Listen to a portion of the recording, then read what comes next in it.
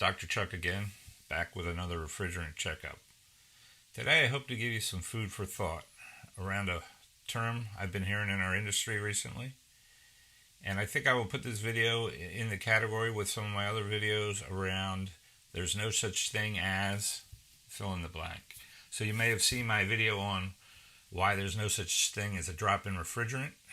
And today the term I want to consider is future-proof, and why I think there's no such thing as future-proof when it comes to refrigerants or refrigeration systems.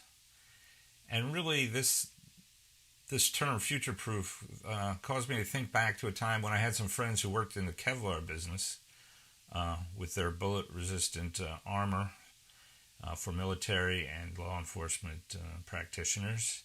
And they were very, very adamant about not using the term bulletproof vest or bulletproof clothing, because they realized there was really no such thing as bulletproof. Hazards changed, the risks changed, the situations, the materials changed, and they really didn't want people to think in those terms, that kind of magical fairy tale thinking of I'm surrounded in some bubble, I never have to consider anything else because of this bulletproof term. So how does that relate to refrigerants and talking about future-proof? I'm going to give you 3 reasons why I don't think using the term future-proof is a good way to think about the future. And the first is pretty obvious. There's nothing is really future-proof. The HVACR industry has a long history of innovation. Things change. Think how much things have changed over the past 100 years. And there's no reason that innovation is going to stop. Business needs evolve and change. For instance, supermarkets. Maybe they used to build really big supermarkets with lots of shoppers going up and down the aisles. But now they're smaller. They need more flexibility in how they merchandise.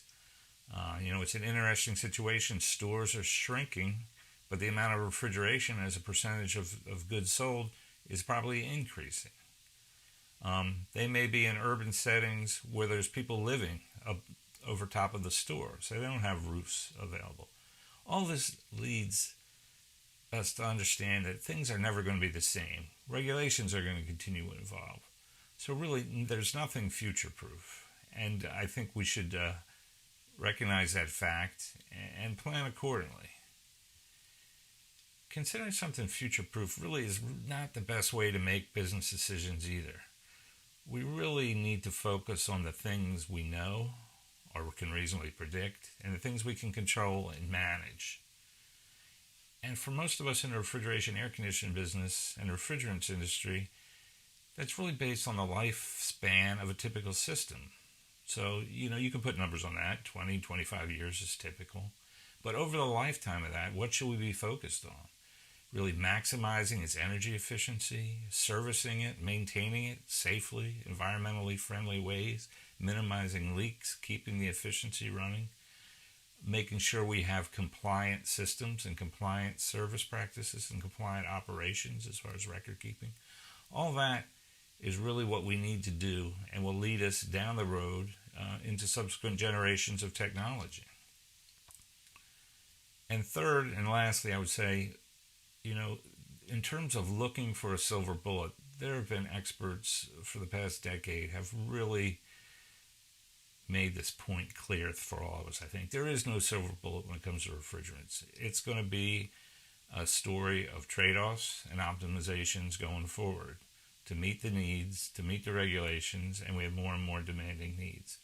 But we really need to think about that instead of trying to look for something that's magically future-proof or the silver bullet.